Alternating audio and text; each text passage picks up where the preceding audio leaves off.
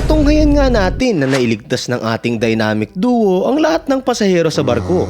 Pero tumatak sa puso ni Shin ang eksena na ito nang sumama sa pagsabog ng barko ang kanyang tatay. Matapos ang nakakalungkot na pangyayaring ito, ano pa kaya ang nakahain para sa ating mga nag-aabang? Tara na't alamin natin. Ipagpapatuloy natin ang kwento sa chapter 203 na pinamagatang Recovery. Matapos sumabog ng barko, na-stranded yung mga tao sa pier.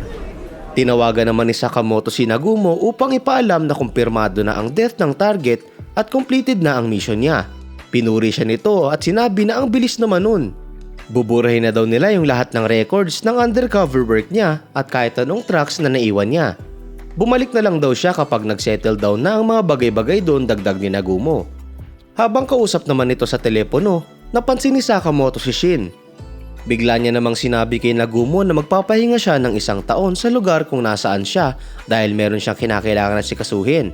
Kung saan nagulat naman si Nagumo sa tagal nun at napatanong ito kung ano yung sinasabi niya. Matapos yun, nilapitan na ni Sakamoto si Shin na nakatitig lang sa river kung saan sumabog yung barko at sinabi niya dito na dahil sa kanyang guidance, walang namatay sa mga pasahero doon, kaya salamat daw. Makalipas ang ilang saglit, sumagot naman si Shin na sa katunayan, alam na niya na isang kasinungalingan lang ang sinabi ni Ando na maghihintay ito hanggang sa makabalik siya. Idinagdag niya na nagkaroon siya ng pagkakataon na bumalik at makita itong muli, ngunit hindi niya iyon ginawa. Hindi na niya napigilan at nagsimula na siyang umiyak habang sinasabi na marami pa siyang gustong pag-usapan. Ngunit iniwan niya ang kanyang dad para mamatay. Inextend naman ni Sakamoto ang kanyang kamay at nang maabot niya na ang balikat ni Shin, bumalik tayo sa kasalukuyan kung saan napapaluha din ito at sinabi niya dito na alam niya na isa itong kind-hearted person na inuuna ang needs ng ibang tao bago ang sarili niya. Naramdaman ni Shin yung gustong ipahatid ni Sakamoto dito at bigla siyang napaluhod habang sinasabi sa kanya na sinubukan niyang patayin si Tenkyu. Hindi niya daw pwedeng tawaging good person ng ganong klaseng tao. Sumagot si Sakamoto na hindi lang siya ang ganon at ganon din daw yon para sa kanya na nagpataka kay Shin. Ipinaliwanag ni Sakamoto na ang lahat ng tao ay may evil feelings, kaya nga daw nag-e-exist silang mga assassin. Pero siya daw, isa siyang someone na sinusubukang maging mabuting tao. Ayun daw yung bagay na mahal nila sa kanya, including itong si Sakamoto. Napaisip si Shin nang marinig niya yun, at dito ay sinabi niya sa kanyang isipan na sa buong panahon na kilala niya si Sakamoto, ang mga kilos nito ay palagi naaayon sa kanyang puso. Kahit noong panahon na wala siyang tiwala sa kahit sino, iyon ang tuluyang nagligtas sa kanya. Ang kanyang pagiging tapat at diretsyo ay patuloy na nagbibigay inspirasyon sa kanya, ika niya. Matapos yun, napangiti na siya at nangingi ng sorry kay Sakamoto at sinabi na nakabalik na siya sa kanyang senses. Gayunpaman, nang titigan niya si Sakamoto ay nakita niya na ini-imagine ito na binali nito ang kanyang leeg na nagpagulat sa kanya at nagpasigaw kung bakit niya yun ini-imagine. Kung saan sinabi ni Sakamoto na naaasar ito sa kanya sa pagiging sad boy niya, na nagpasagot kay Shin na talagang meron din siyang evil feelings. Sumunod nun, nagngitian na silang dalawa at inaya na siya ni Sakamoto na magpatuloy na dahil hinihintay na daw sila ni Heisuke sa itaas na palapag. Bigla namang lumipat ang eksena sa pagod na Heisuke dahil pinoprotektahan nito si Atari kay Torres. Napakomento si Torres na ang tinasyos ni Heisuke dahil nagagawa nitong makatayo pa rin. Si Atari naman ay napapaisip na patuloy pa rin siyang pinoprotektahan nito kahit na nasa limitasyon na ang kanyang katawan. Habang si Hoshi ay napapaisip na at least man lang daw ay mailigtas na dito si Atari. Ipinaliwanag naman ni Torres sa kanila na natalo si Sakamoto sa pustahan. Ibigay na daw nila yung fortune teller at hahayaan sila nitong makatakas. Pero hindi pumayag dun si Heisuke. Pinoint naman ni Torres na wala siyang gagawin kahit anong masama kay Atari, kaya wala daw rason para makipaglaban ng ganon si Heisuke. Sumagot si Heisuke na hindi yon mahalaga habang kinakasa ang kanyang rifle at sinabi na pinagkatiwala sa kanya ng mga kaibigan niya ang task na ito at sapat na rason na daw yon para lumaban. Hindi daw siya atras, dagdag niya, kung saan sinabi ni Torres na bahala siya at kung gayon ay mamamatay siya dito. Gayunpaman, bago pa magsimula ulit ang kanilang sabayan, humarap si Atari at hinarangan silang dalawa. Napakamot si Torres doon sa kanyang ulo habang iniisip kung sa tingin ba nito ay hindi niya ito papatayin, kung saan sinabi lang ni Atari na isang fluid thing ang swerte. Sigurado ito na narinig na ni Torres ang phrase na a run of bad luck o a losing streak.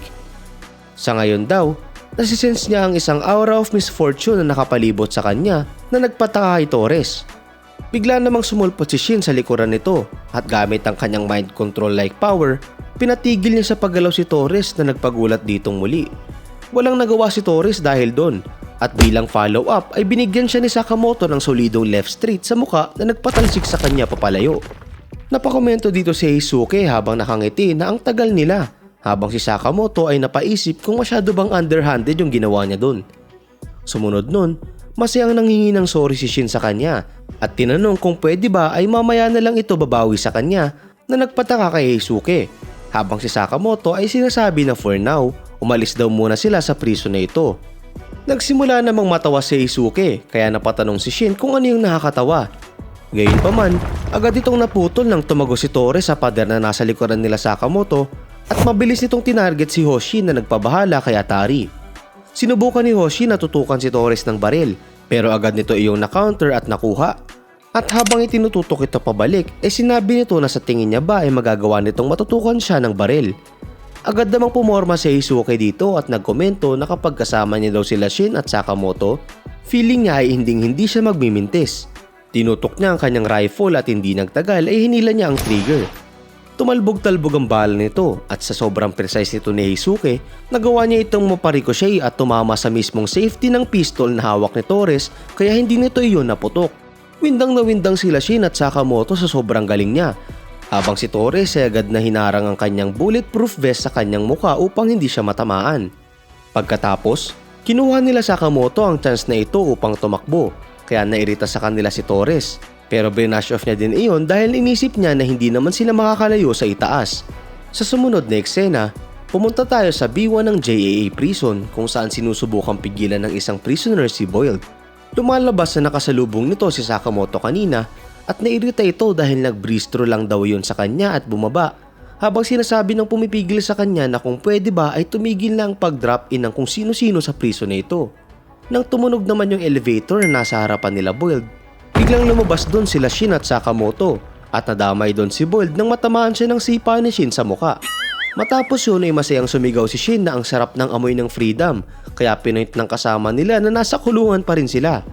Napatanong naman si Heisuke kung ano yung nangyari kay Boyle, habang si Atari ay napapakomento na nakakasense siya ng aura of anal fissure sa loob nun. Habang nangyari ito, pumunta naman tayo sa Okotabi Castle na nasa taas ng JAA prison at dito ay merong unidentified person na naglalakad papalapit sa nasabing building. At ayun na nga!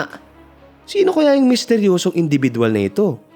Alamin natin yan sa susunod na kabanata.